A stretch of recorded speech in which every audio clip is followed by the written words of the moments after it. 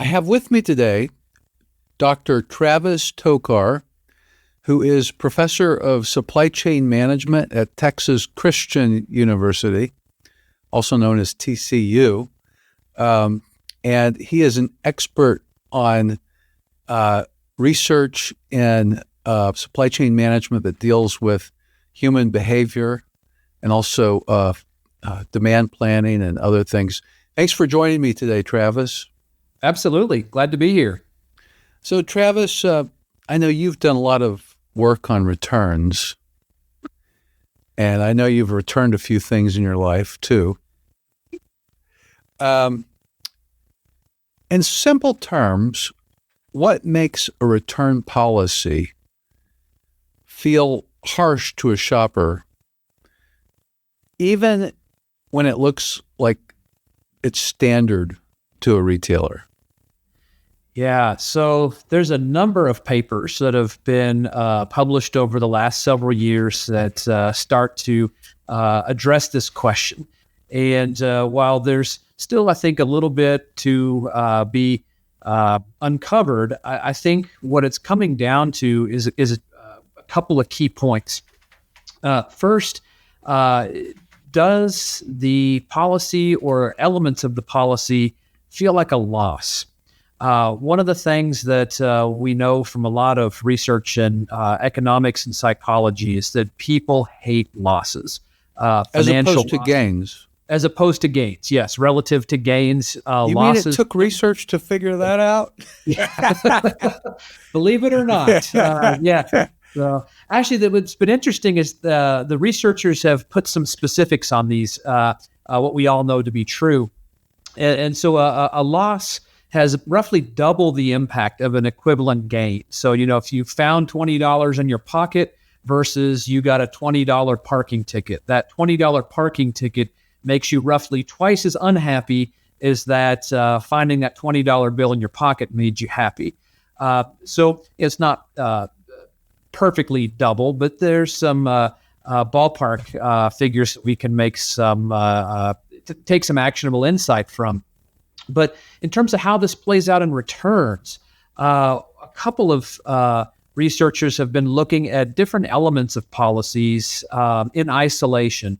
I shouldn't say in isolation because they're always together in a policy document, but they've really focused on each different element by itself. And so there's the monetary element.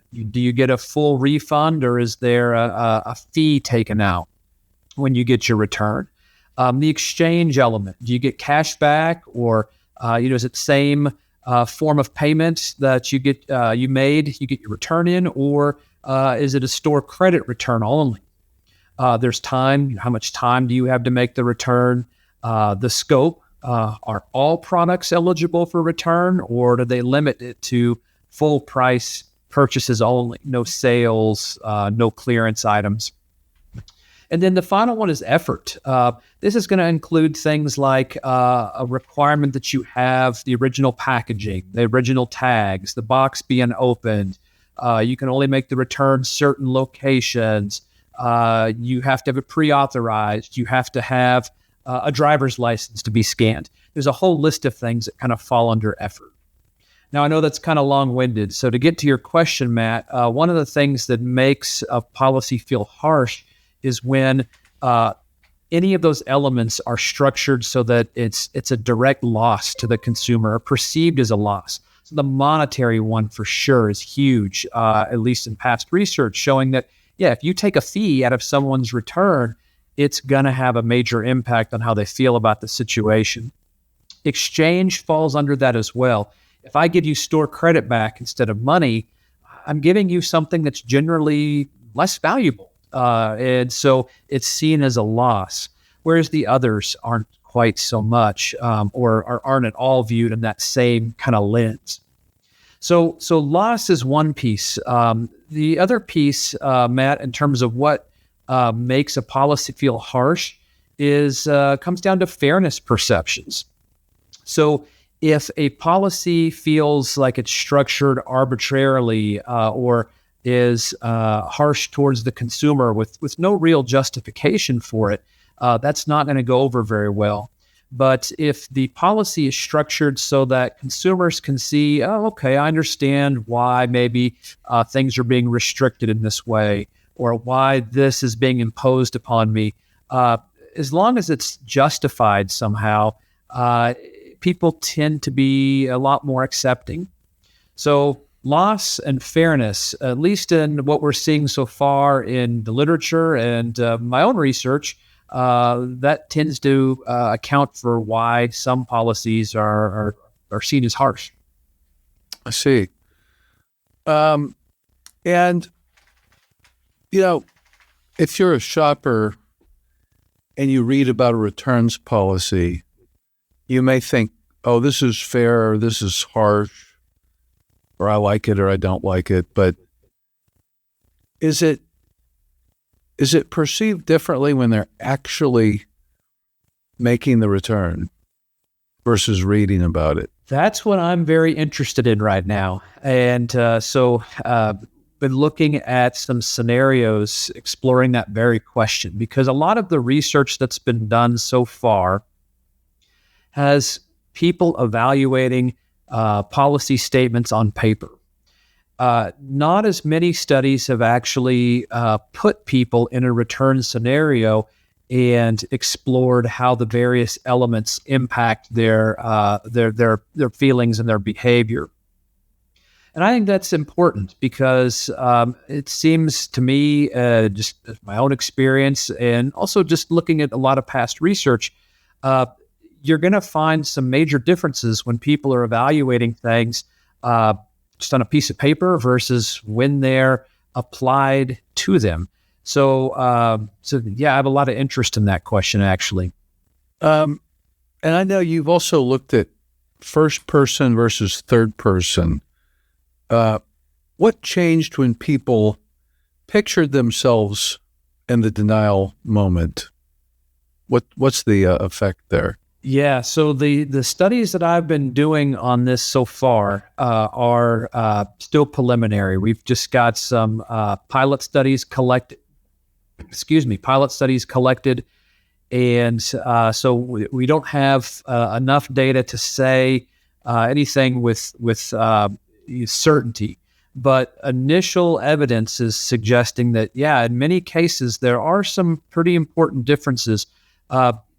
This all kind of gets back to just the fact that when things are made personal versus abstract or versus applied to somebody else, it takes on a different life. And I don't know if you want me to get into the weeds or not with this, Matt, but it comes down to justice theory and the fact that there's multiple ways in which people assess fairness. There's the outcome, the distributive fairness of something, and there's the procedural justice as well, which is the process by which an outcome is reached.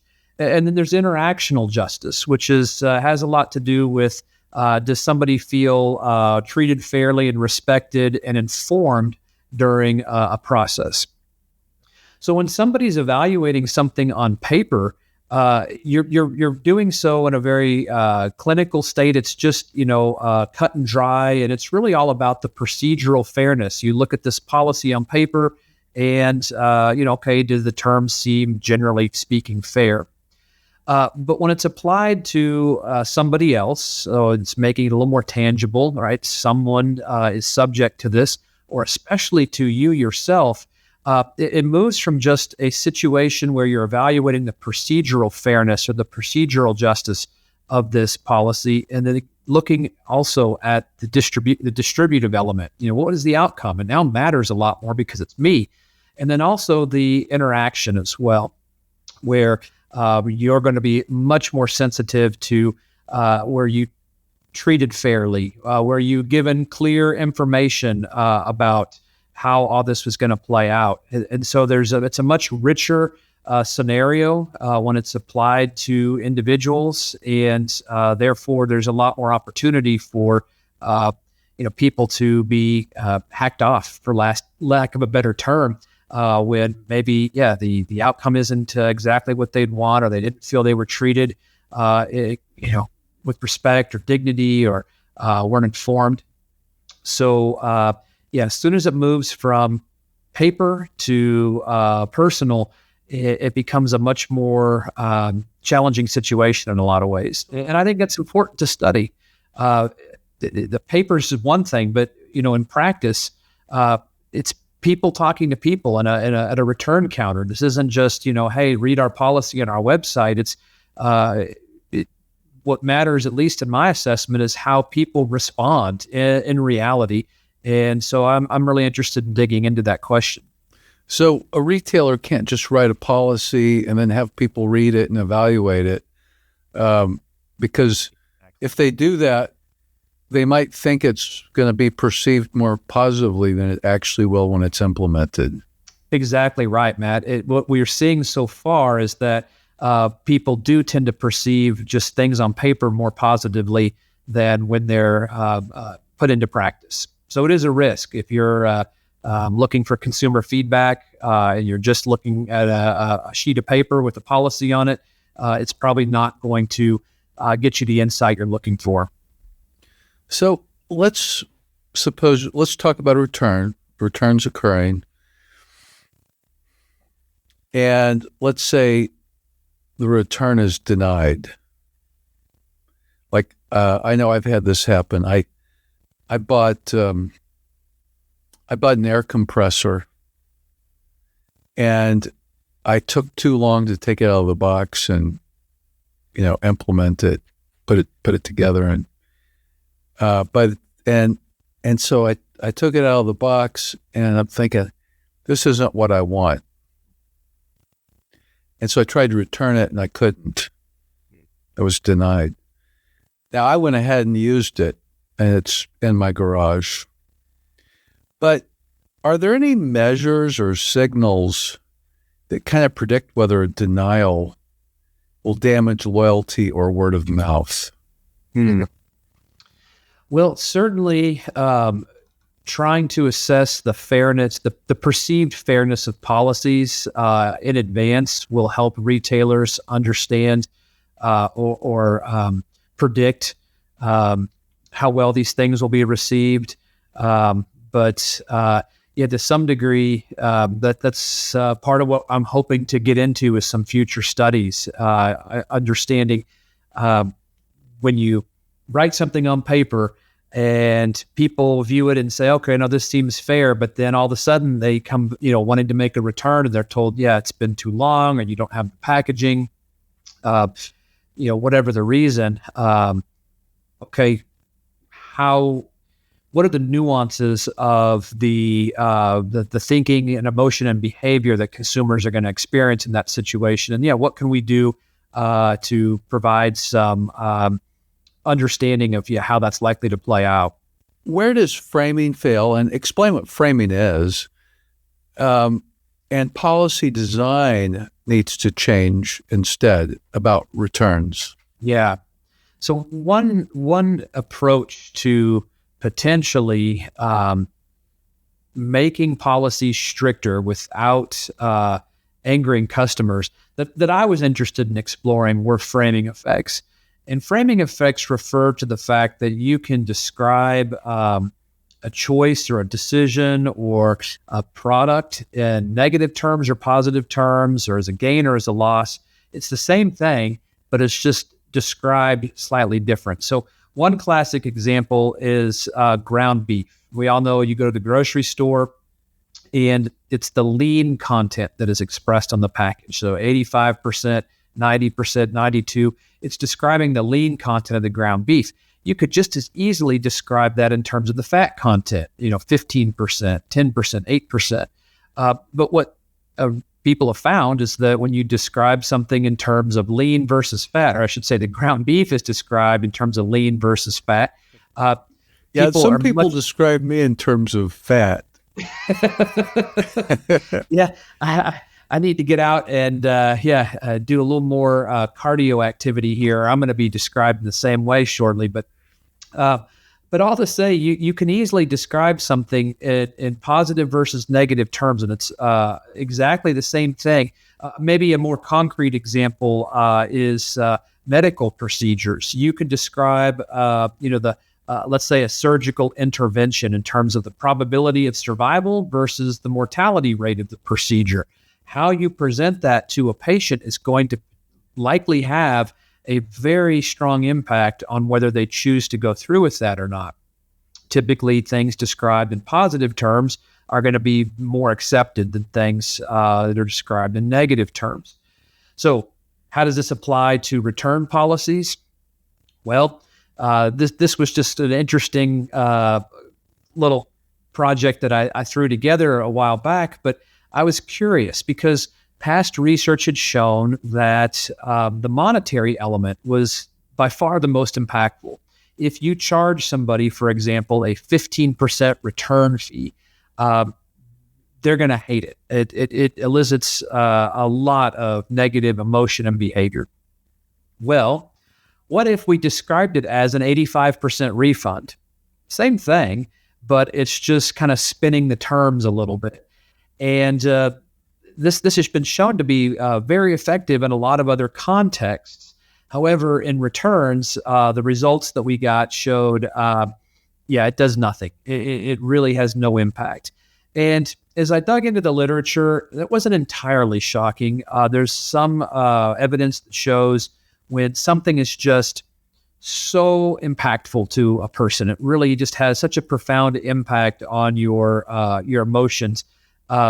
Framing's just not going to help, and so it looks like really that doesn't have a lot of promise for helping in return policies, and so that did point us toward considering policy design instead, because one of the things that was interesting after we did that framing study is went back to the drawing board and started looking at, okay, what are retailers actually doing in practice today with their policies, and how are they structuring or how are they presenting return fees?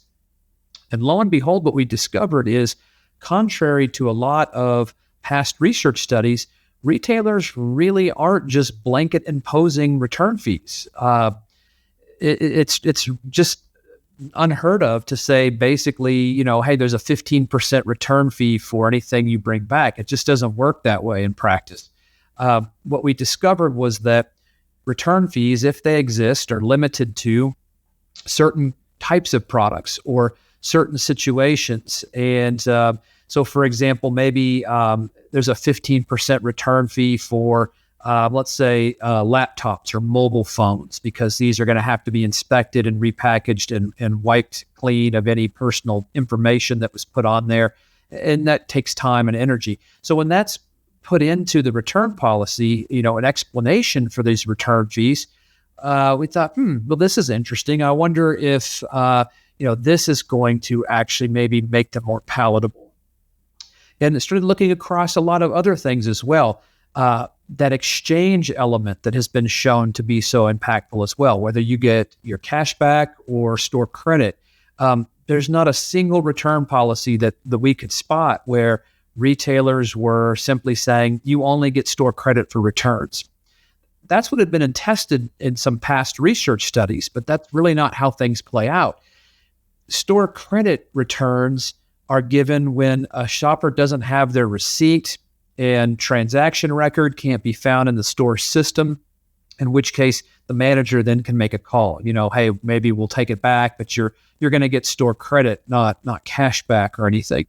So that kind of got us into the next leg of the study, which was to start looking at fairness and justification, attribution as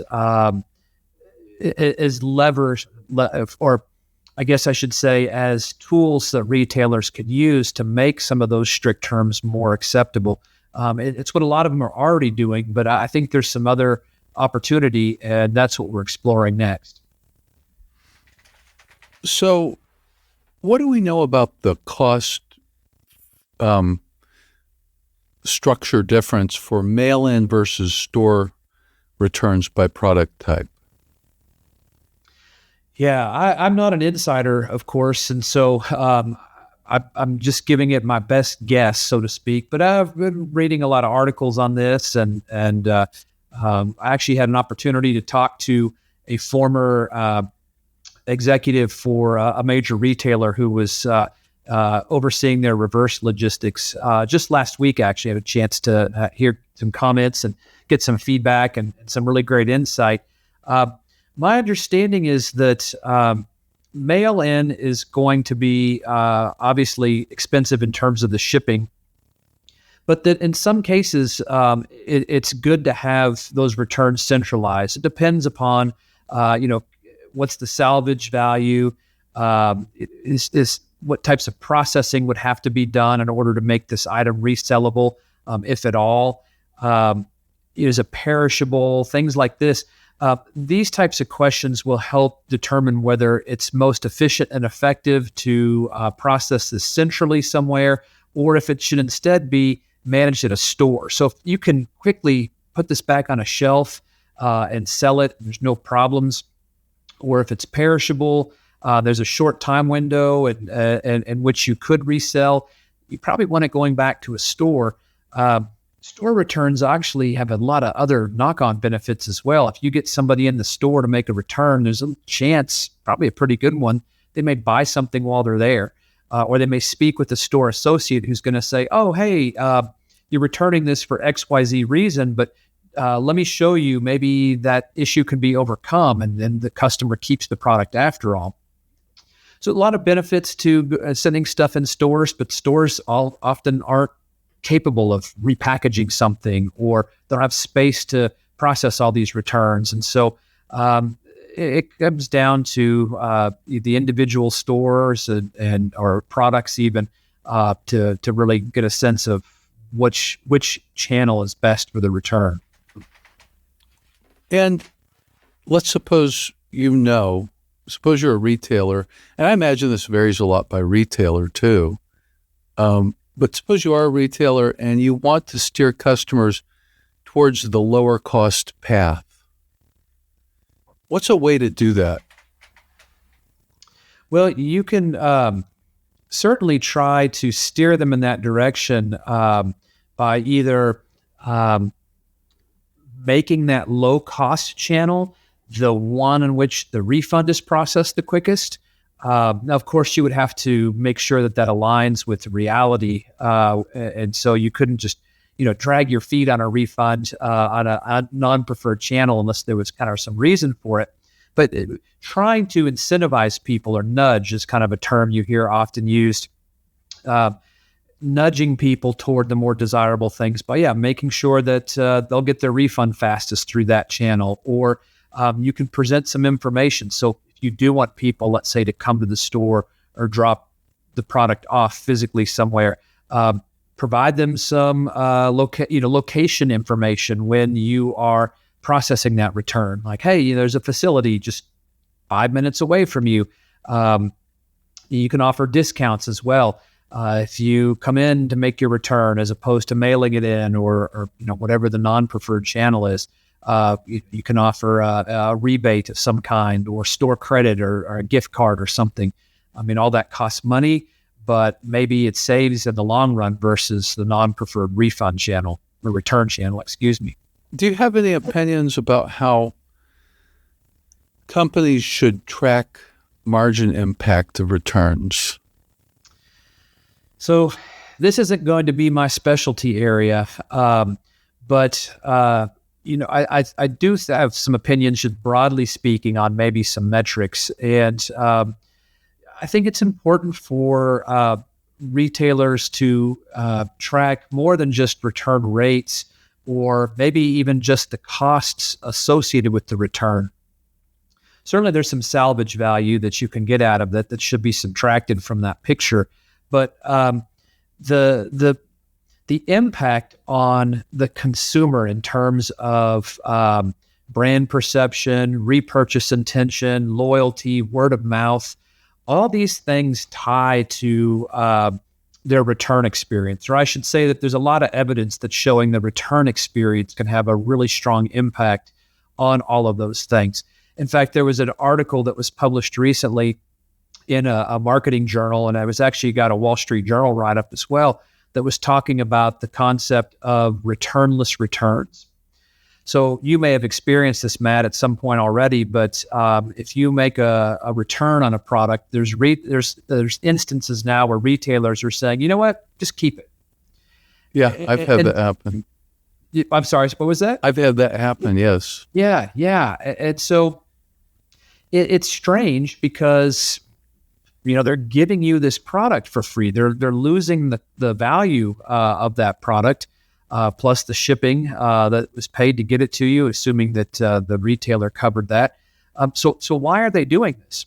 Well, it could be that the cost is just so high to ship it back, process it, inspect it, repackage it, put it on a shelf somewhere, that they lose more money by taking it back than they do letting you keep it. And that's probably one main motivator for it. But in doing that math, that calculation, the cost versus the loss margin there, it's important to also think about the benefit that you get from doing that. The paper I was referencing a second ago was showing that letting people keep things makes them happy. There's no surprise there, but they looked at some specifics in terms of the impacts on loyalty, repurchase intention over time. It got into even some of the nuance in terms of when they tell you to keep it. Sometimes companies say, feel free to donate it, right? And this suggestion of something that's charitable or has social benefits, I guess is a way to phrase it, can enhance that effect even further. So thinking of these scenarios as just a loss where you're been asked to, you as a retailer, you've been asked to take back a product. You've really got to think about the bigger picture before you just say, okay, this is a total loss to us. You may actually be getting some benefit from it that maybe could even exceed the price of the product or the value of the product that you let the consumer keep. Right? If you make a lifetime customer out of somebody because you've just overwhelmed them with your good customer service, that's something that's worth considering. Yeah, this is interesting too. Along those lines, it's a little different, but it is similar in some ways, and that is the air compressor I told you about that I couldn't return. Yeah, I thought, well, I can't return it. I might as well use it, right? Now I'm glad I didn't return it. I think that what I thought was going to be better probably wasn't. This works quite well for what I'm doing. So that's kind of unexpected too. Yeah. So the math on this is so complicated. It really is. It comes down to individual products, individual shoppers. It reminds me a lot, Matt, of the stock out research from the 90s and 2000s, where researchers and retailers were trying to put a number on, what does it cost to be out of stock of a given product? And the answer was basically, the short answer anyway, who knows? And it's because it's so highly variable what people do in response to a stock out. You may substitute if you're just, there happens to be a good option available. You may be in a bad mood that day. And so, you leave your entire basket in the store and leave and storm out to go somewhere else. There's 1,000 other things that somebody can do. And it just comes down to factors that are very difficult to predict or know on the front end. So I think a lot of those same challenges apply to return policy and return policy research.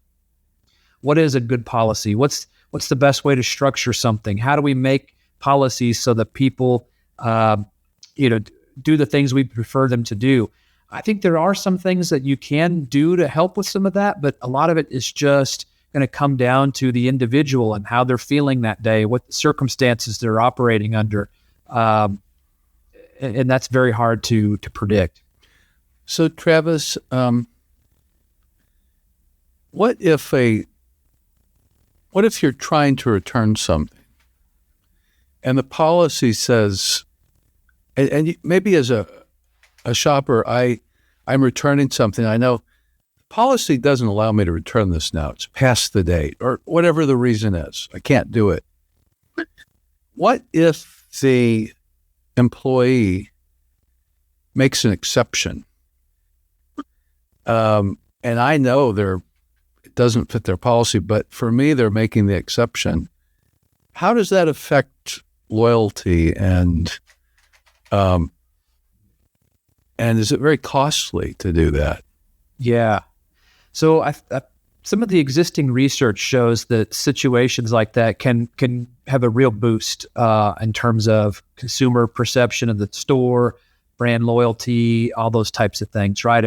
If they, strictly speaking, are according to a policy, you're supposed to be denied, but yet the person accepting the return makes an exception, that can actually have some tremendous benefit. Now, there's some real risk there and downside too. If these, if this item's being fraudulently returned, or it's a serial returner and it becomes just, abusive to the system in a sense. Obviously, you don't want that, but I am interested in the question of frontline employees and how their understanding or their perceptions of the store's return policy, the store they work for, the return policy, does that shift or shape the way that they behave, and whether they kind of bend the rules for some people, or or maybe actually act excessively harsh. I know things are supposed to be done by the book, but I think we all know in practice that there's individuals will often do things outside the system, or kind of according to their own ways, if they don't necessarily think that maybe the policy is fair or good or sensible. So I have a lot of interest in that question. I haven't collected any data on this yet, but that is in terms of direction I'd like to go in this space. That's on my radar. Travis, I'm going to ask you some questions that are pretty relevant. It could be like a lightning round, if you will. But I know you've done a lot of research on returns and you've thought about it a lot. You've analyzed the policies of many publicly available policies from retailers, and you've done research on this quite a bit too. And you still are.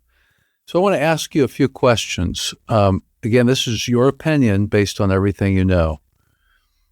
Okay, the first one is, what's one policy change most retailers or some retailers should test next? I would be very interested in assuming the retailer had the capability for keeping tabs on individual shoppers, customizing return policies to shoppers to some degree. So, for example, if you are somebody that the retailer knows to be a frequent shopper, spends a lot of money, or is particularly purchasing highly profitable items, profitable for the retailer. Maybe there's one set of terms for people like this, and then for shoppers that are kind of come and go, there's a different policy. Or even for shoppers that are serial returners, meaning they're constantly bringing stuff back. The retailer is, not making money or maybe losing money on these shoppers. There's yet a different type of policy for those people. Maybe a policy that gets them to shop somewhere else without being angry, right? Nudge them off to your competitor instead of continuing to put up with them.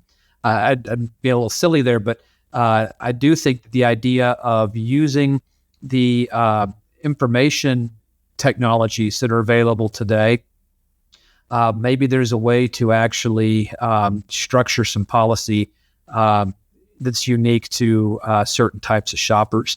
It's risk there, of course, too, if people talk and, wait a minute, you've got to make a return, but I was told I can't, or these, whatever, that might not go over so well.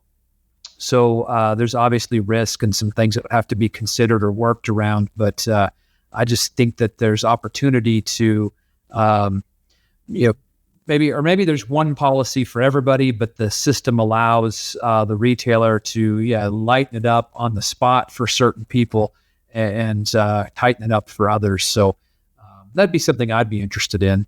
And what is a metric that you think is overrated in the returns? Yeah, I'd say if you're only looking at just return rate, and that's really it, just, how much stuff is coming back for, however many units we sell, whatever. I think a retailer in that situation would be missing the bigger picture. It's important to think about what we talked about a little bit ago, how your leniency in return situations can actually benefit you in terms of customer goodwill, word of mouth, loyalty, repurchase, all these types of things. Your returns, or your high return customers in some cases can still be your best customers if they are buying high profit margin items. They're shopping frequently. They're bringing people into your store or telling others how great it is to shop with you.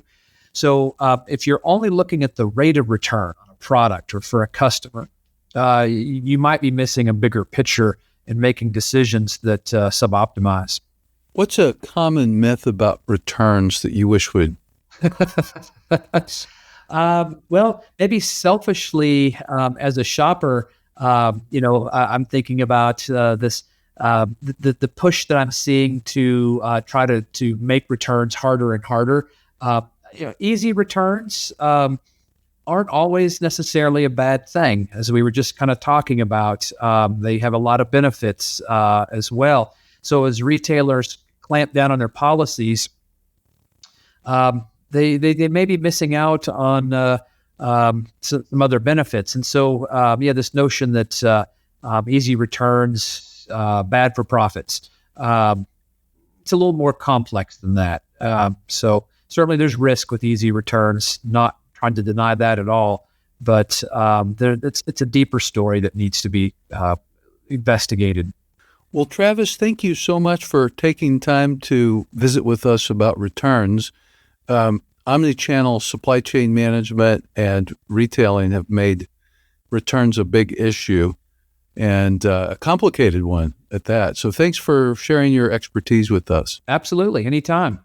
All right.